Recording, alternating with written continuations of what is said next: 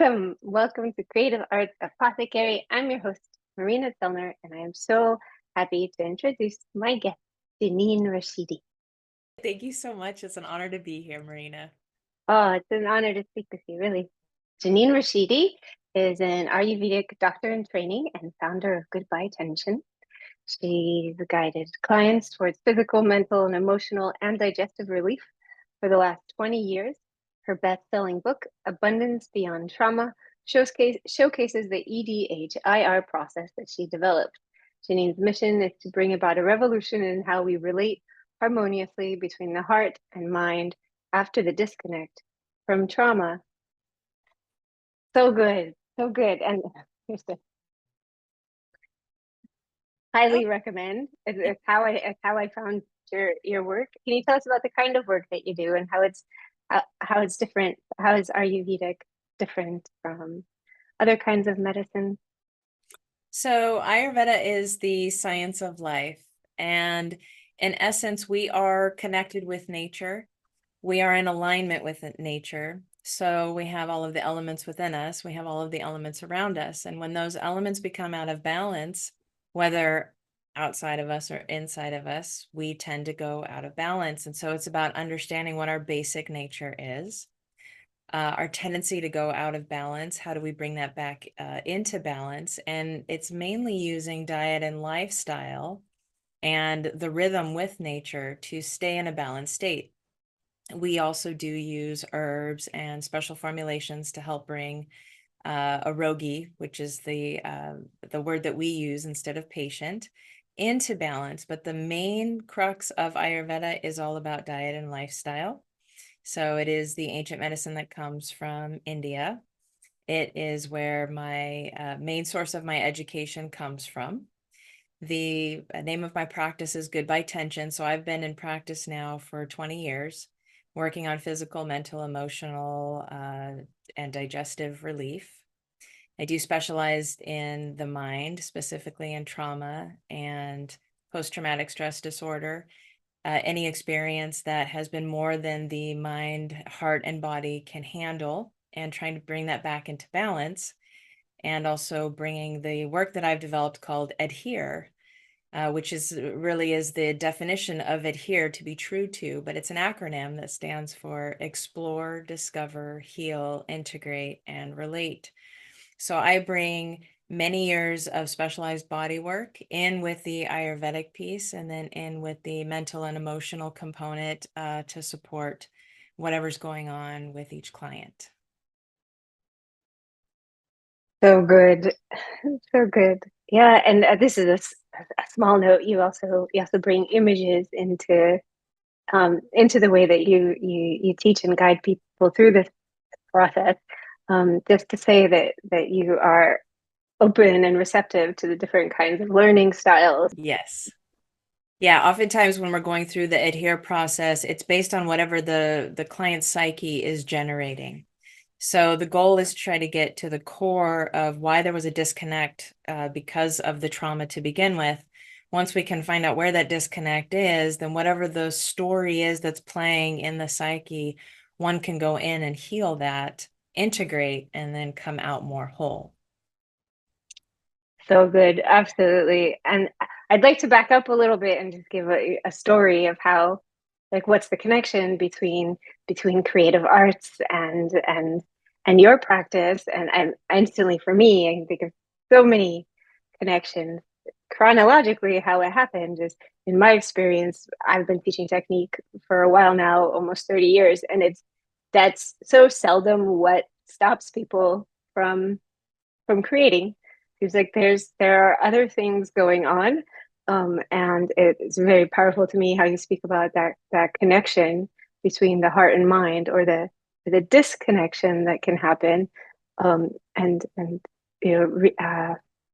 healing that relationship or bridging that disconnect. I saw your book and I was like, oh, abundance beyond trauma. Yay, we get to talk about trauma and we don't need to stay there. We can, like, Yeah. rise above it. So can you speak a little bit more about that heart and mind connection, disconnection? Yeah. So what happens is, and this is also comes from my own personal experience as well as professional experience, is when we have a situation that happens in our life or an experience that is more than our mind and heart can handle, what happens is a disconnect, and it's the psyche's way of self-preservation to try to get through a situation. But what happens when that situation has passed? That disconnect has already happened. So what we need to do is we need to go back and figure out how to reestablish that connection. And that connection gets reestablished once we have the courage and commitment to turn around and look at how did that disconnect happen in the first place. That doesn't necessarily mean we have to relive the trauma. It means however the psyche has tried to digest it thus far, we need to be willing to look at what are the blocks and what are the barriers that are preventing that connection from happening.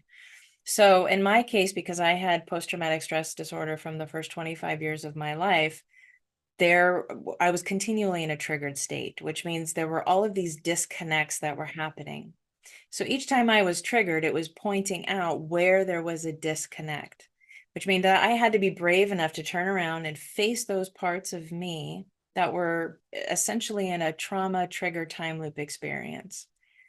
And this is how the Adhere process was developed, was the ability to turn around and explore the trigger and then discover, well, what is that trigger actually telling us? It's pointing to a disconnect. It's a part of us that's very active, but we're not connected with it, but it's still a part of us. Once we discover what that disconnect is, then we can embody whatever archetype we need, whether it's universal mother, father, husband, wife. It could run the gamut of many different archetypes, but the ability to go in and rescue those parts of ourselves that are still stuck in trauma. So a lot of it's inner child work, the ability to turn around and go, hey, little one, I see you. I'm so sorry I disconnected from you. I know you're feeling abandoned. I'm here now, and I'd like us to be connected. And so working on healing that so that the two can become one and integration can happen. And then coming out of that process and being able to relate with yourself and the world differently. So those are the steps: explore, discover, heal, integrate, and relate. So when it comes to like your profession with the creative arts and people are having this block of creativity, that's the trigger. Something is there, something is blocking it. So it's an opportunity. But oftentimes we get frustrated, right? And we don't want to look at it, or we're like, oh, I'm not creative. But really, we all are creative. You know that. It's the ability to turn around and look at it and be willing to say, okay, what is this? I'm going to have courage. I'm going to have commitment because I love myself. I want to have the best relationship I can with myself, which means I got to be willing to look at all those things. And that's in essence the work that I offer. Beautiful. And it's so insightful to we talk about blocks a lot in creative circles, writer's block. I mean, there's the whole Yeah. saying, right? All kinds of blocks, and it's so permanent. And it's like, how do we break through, bust through, go around, hop over? And you're saying to call the block a trigger and be like, oh, what is it telling me? And then it's a new perspective. That's pretty exciting. And I imagine like even for example, if we were working together, I would imagine that if I had a block like that, I would want to be trying to draw out what does it look like? What does it feel like to be, Mm. and that could open up a whole new world of diving into that particular topic.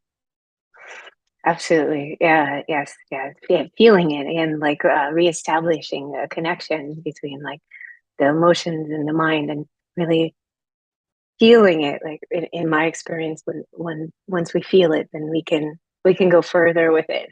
Right. So really powerful.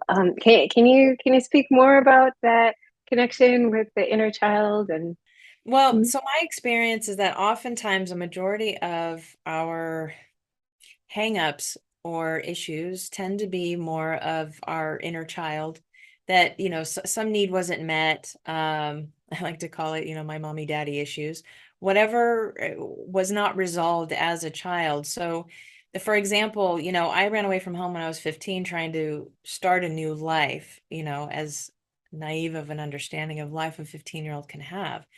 But what happened was I went right into a relationship with someone who had very similar qualities as my parents. Well, that wasn't the intention, right?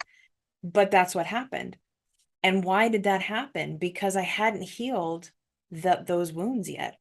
So when we don't heal those wounds, if that's all we know, we are um it's highly likely, not every case, but it's highly likely that we will go and we will repeat the same pattern. So this is actually how I realized that a part of me is continuing to fall into that pattern because I needed to get to the root of why am I behaving this way? Why do I end up there when that wasn't my intention? And so in my book, I write about how to use the Adhere process to go in and look at those parts of our inner child. So for me, any of the inner work I do, whether I'm 1 month old or I'm 40 years old, to me, it's all inner child. It's an inner aspect of us that is disconnected, maybe naive, maybe needs some wisdom, needs some love to come back into integration with the rest of me, if that makes sense. Mm, absolutely. Yeah, it definitely makes sense. And it expands. So I really appreciate how you turn to the cycles of life, to the seasons, to nature. I like how you speak about cycles. It's just very inspiring. Well, it is very important to recognize our cycles, whether they seem to be imbalanced or out of balance. It's the out of balanced ones that are usually generated by our subconscious or unconscious, and those are the ones that seem to stick out the most for me and in the work that I've done personally. So being able to recognize, for example, leaving one situation and ending up in a very similar situation, that is a cycle, that is a pattern, and that pattern repeated itself, which meant I needed to have courage to look at, well, why did that happen? Which meant I needed to be willing to look at the pain of it all in order to heal it.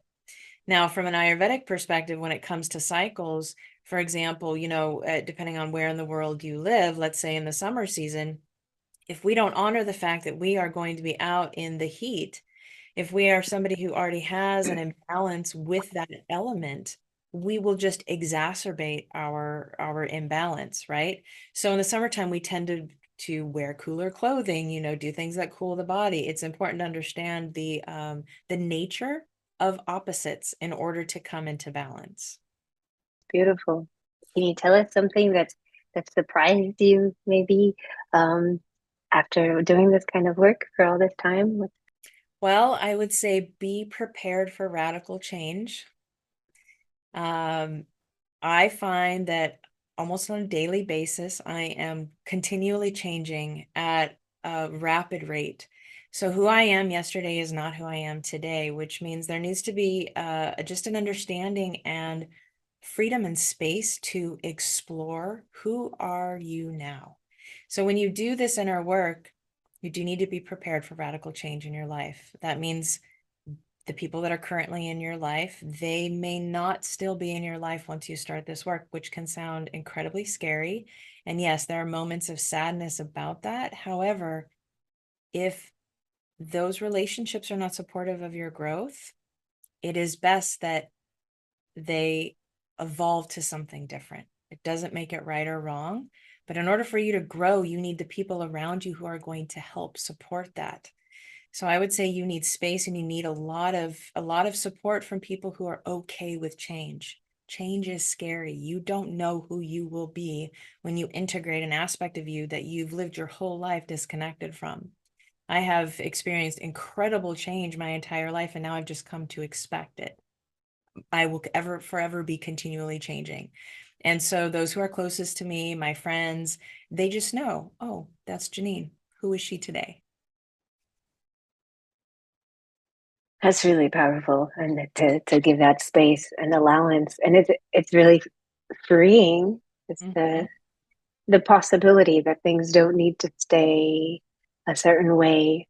I'm just thinking of like what can we say to those of us who were like you can't teach a dog new tricks or old dog new tricks. I'm mixing my sayings, but there's that thought out there that it's too late. Like you can't do anything now. Well, you have to remember, like the mind is incredibly powerful. If you can utilize the power of your own mind, you'd be amazed at what you can do. You are only limited to your beliefs. So if you believe that you can't teach an old dog new tricks, then you're right, you can't.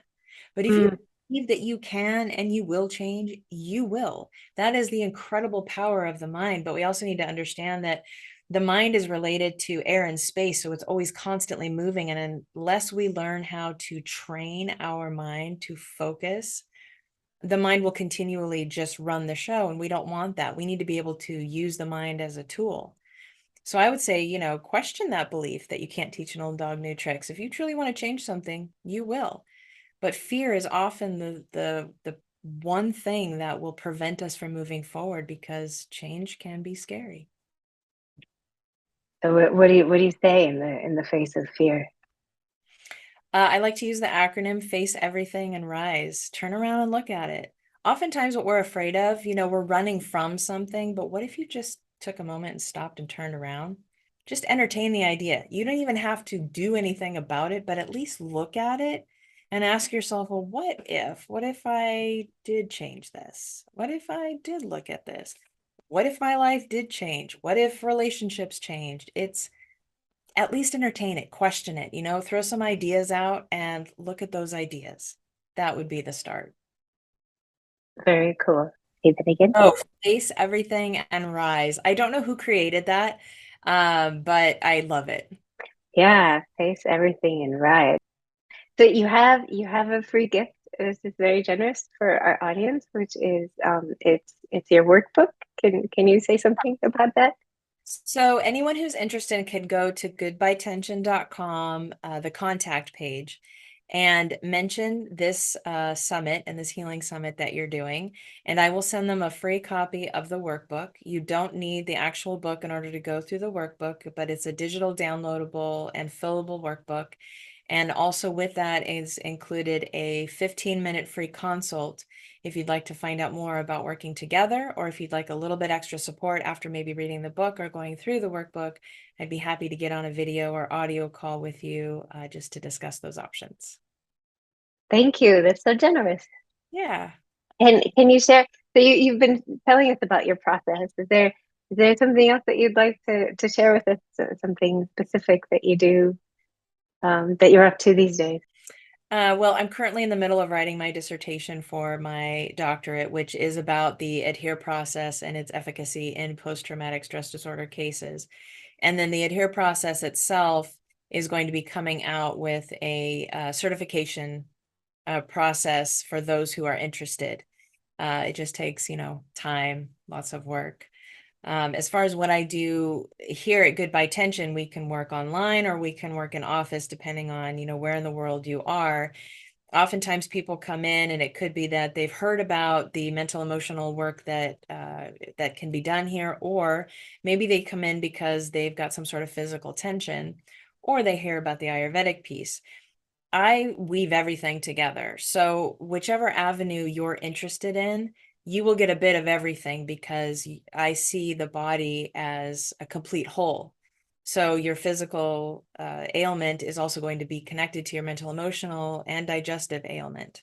So we will look at everything eventually. Maybe some definitions like what is trauma? How would you define it? So whether we use the term trauma or adverse life experience, I don't like to get hung up on like the title or the labels. It's basically anything that for you specifically was too much for you to mentally and emotionally digest. It cannot be compared to anyone else's trauma or adverse life experience. So it's very personal to you. That is what your trauma or your adverse life experience is, according to my definition. Once we are aware of what that is, then we look at it, how it's affecting you presently. So we don't necessarily need to go into the whole history of it. We don't need to start from the beginning of your life. We just need to look at, well, what's presenting itself now? And how do we move forward from there? How do we heal what's presently the block? And everything else will uncover itself eventually. Thank you. Yeah, I really need to hear that over and over again. And some people, they'll come in with physical ailments and have no connection or idea of a mental emotional piece. Some people will have digestive issues. health and other health issues. And that's why I think it's so important that we remember that we are completely connected as a full unit. So if you're coming in with, let's say, a tight hip, I can't just look at the tight hip. I need to understand a bit more of what's happening. And it's important for me to also make sure that you understand that it's not just a physical component. There's a lot more going on. And once that connection is established, you'll start looking at yourself differently. So good. Thank you very much. Is there anything else that before we um just end our talk, is there anything else that you'd like to add to the conversation? I would say there are three qualities that one should remember, especially when it comes to healing themselves, looking at their own adverse life experiences. And I would say you need to have commitment to yourself first and foremost, no matter what your title is, whether you're mother, wife, husband, father, etc. You are the most important. So you need a commitment to yourself. You need the courage to stay with that commitment and the courage for the great change that's coming as a result of that. And if you're interested in working together, you can find me at goodbytension.com. And you can also get Abundance Beyond Trauma on Amazon.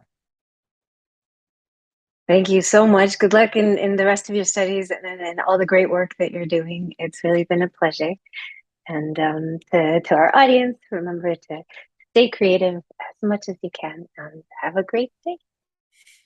Bye.